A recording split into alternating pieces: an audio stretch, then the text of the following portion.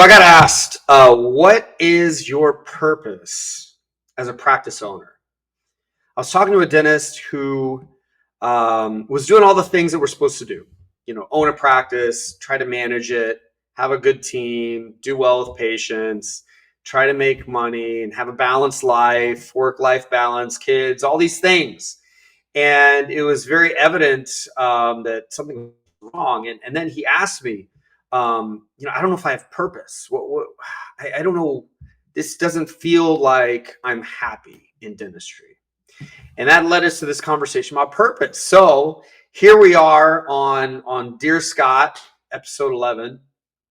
And I want to kind of talk about this on this episode because it's a deeper conversation, but gosh, it's at the foundation of giving us drive, of making us excited. It helps form the difference between feeling burnt out or feeling excited and busy. What is our purpose? Have we lost it?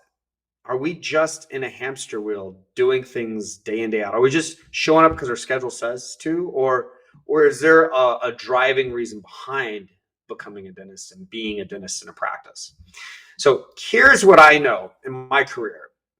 When I was building towards something, I was excited.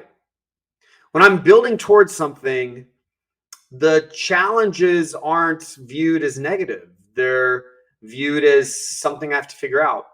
When I'm building towards something, as I work, I get proud. As I work, I feel like I'm accomplishing. I feel like I'm growing. When I'm not building towards something, I feel like I'm stuck. If I'm not building towards something, then what am I doing? I'm just doing what I have to do. The problems that hit me are the negative. They're like getting in my way of just being. When I'm not building towards something, the job becomes tiring. It can become something that burns me out. I can feel stuck, and subconsciously, maybe even, I'm not proud of what I'm doing. And that can lead me to start comparing myself to other people, comparing myself to other people that seem to be doing more or better. See, purpose and this notion of building towards something, for some of us, is a huge driving force to becoming successful.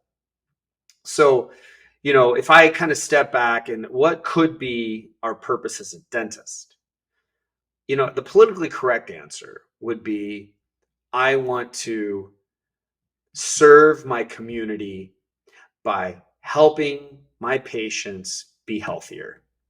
That'd be the politically correct answer. But I don't think that's the only thing. I think, yes, all of us, or I would hope all of us, have this notion of saying, I want to serve. I want to help people. I want to be one reason why they are healthy. I want to take them out of pain. I want them to be feeling like they have a beautiful smile. I want them to have a great relationship with dentistry. I want to be that for them. Got it. It's almost like, honestly, a requirement of being a dentist, not a purpose. We all need to have a requirement of helping them be healthier, of making sure they do have a good relationship with dentistry, of taking them out of pain when they are in pain. Is that enough of a purpose? I don't think it would be for me. Then we could go to the kind of next side of purpose and say, well, I want to be wealthy, or at least have enough money, have enough income so that I can have this life I want. And that purpose can sometimes feel greedy or feel wrong, or something we might not be able to say publicly. Like, why am I doing this for the money? That doesn't feel like, an answer that we should say. But I think we don't do it for the money. Maybe we must give the money a purpose. See, we go deeper. Say, okay, what's the money for? Now we're starting to get to a more genuine purpose. Is the money so that I can provide a great life for my family? Okay, that's not concrete enough. What is a great life? What is a great life? I'll tell you, that my life needs different things in any given month, in any given quarter, in any given year for me to feel like it's great. Sometimes my life needs a new house and the right school for my kids to go to. Sometimes my life needs enough money to support my mother recovering from a stroke. Sometimes my life needs enough time off to focus on my health, physical health, mental health. Sometimes my life needs to spend money on vacations and experiences and connections with my spouse, with my children. Sometimes my life needs to donate money to causes I believe in and am passionate about. And those are purposes, and those purposes change. So my mind thinks in outlines, in bullet points, in schedules, like almost like an engineer. My mind doesn't think so easily in feelings. My mind thinks in like a framework so I can get shit done. So, what's the stuff I need to get done? I need to accomplish these goals attached to a purpose. So, now if I kind of try to like connect all this together, right? Connect all this together. I might be a dentist in part because I do want to help people. I do want to give back. I want to be viewed as someone valuable to the health and well-being of our community. I might love being in that spot, but that's maybe why I chose to be a dentist. That may not be my purpose today. That might be like what comes with being a dentist. What's going to be my purpose is going to be attached to these things I need and want personally. So I'm going to focus on making more money in the practice while serving my patients and community and team the best I can. That money, though, is not my purpose. That money is going to help give me the wealth of choice to then achieve a specific purpose I have right now, a specific goal I have right now. So I can tell you, when I was building a family, the goal was to be financially stable and to somehow have enough time to be part of the early moments of building a family. So if I and I did, I made enough money so that I could then build this family. And that means build it with material things like homes, build it with opportunities like schools, build it with support like having a housekeeper part-time so that myself and my wife are not having to do all of that. And it's also building this with time. So if there's enough money, I don't have to work 5 days a week. But it takes purpose. It takes being deliberate to say, I'm going to stop working Thursdays and Fridays. I'm going to stop working. That's a big deal to like actually say that, because it goes against what you are trying to accomplish early on in your career and building and building and building. To say, I'm going to stop actually building on Thursdays and Fridays is a big deal. So the way I attach now purpose to the practice is I create a goal. I say, okay, if we can get my take home pay to this amount, then that is going to buy a housekeeper. Then if we can take my take home pay to that amount, that's going to buy a day off every week for the rest of this year. I'm not going to work on Fridays.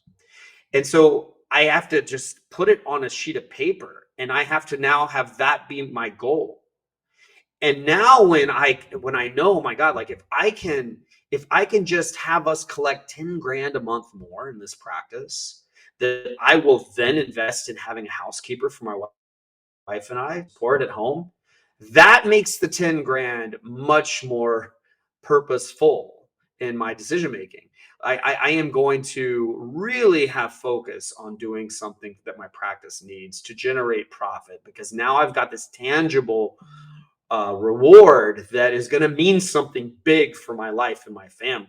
Now, the purpose of that 10 grand is to free up my wife's time and my time so that we have less stress and more time on our growing family to be there for our growing family. And then if I can say, look, if I can collect 20 grand a month more, then I'm going to stop working on Fridays. That's a big deal. So now I'm really focused on doing that. But in collecting this money, what will never be compromised is how I treat patients in the community and my team. So never do we even flirt with compromising clinical care or relationship care of my team. Never will we flirt with that. So this is the way my mind kind of thinks through purpose. And sometimes the rewards of making more money are more shallow. Like I own a 1973 Ferrari Dino that is way too expensive. And it was, in essence, a reward for me in accomplishing certain financial goals. But what I also have is I also have been rewarded with the ability to free up my time and the time of my wife to focus on other things that are important to us. So if I take this back to dentistry, I can tell you that when we don't have a reason to earn the money beyond just being a dentist, for me at least, and for people I coach, we start falling into a rut. We start getting stuck in a way. We start getting bored. We start getting more stressed over little things. And then we can also develop bad habits. As we make money, we just start spending it on things that don't make sense for our life. We end up not moving forward step by step with our added money, our added wealth, so that our life becomes added. That is how we can just get in this hamster wheel of producing, showing up, busy schedule, spending, but our life doesn't feel like it's growing. That's when we are making and spending a lot, yet we're getting unhealthy and our relationships are getting strained. And we feel regret about the time we don't provide for our children and we're not present and we don't accomplish these things that give us experiences in life that are meaningful. We just make and spend. What I would love for some of you, if this is speaking to you, then what I would love for you to do is to spend a little bit of time getting organized and saying, in this next year, I would love to have these things. It could be a moment. I'd love to take the kids to Greece. It could be support. I'd love to have a housekeeper 3 days a week. It could be materialistic. I'd love to be able to buy my spouse a new vehicle that is really nice. It could be philanthropic. I would love to start giving $2,000 a month to this charity. Write those things down and then calculate what it will take in your practice to be able to afford those things. And when you grow your practice, actually spend the extra on those things. It's a simple concept. But so many times in life, we just don't do the obvious thing, the simple thing, and we end up somewhere that is simply not where we want to be. So I encourage you to, instead of trying to think about what's your big purpose in life, no, let's just think about what's the purpose of the extra money you're going to make doing highly ethical dentistry. And if we can attach a purpose to that extra money, it might really drive you to be excited about dentistry and owning a company. And it will also help you grow your life in a way that you want with intention, instead of becoming another hamster on the wheel that just produces and spins and gets fat and gets tired and gets stressed out and ends up blinking and 10, 15 years have gone by and they're wondering, why have I not done something different? What I would give to have those years back and do it different. Do you understand that the version of you 10, 15, 20 years from now would give almost anything to be you again, you today? So have purpose in what you're doing today, like you've been given a second chance to be this age again, to be in this moment in your life again. Have purpose around yourself, your relationships, your family, your finances, your joys. Have purpose and try to attach those goals, those actions, the financial achievement in your practice. And I bet you'll think of dentistry differently. All right. That was this episode of Dear Scott. I hope this was helpful. Come watch some other episodes or find me on Instagram, dr.scott.leune. And of course, you could also learn more about what I do in life in helping dentists by going to breakawayseminar.com. Thanks a lot.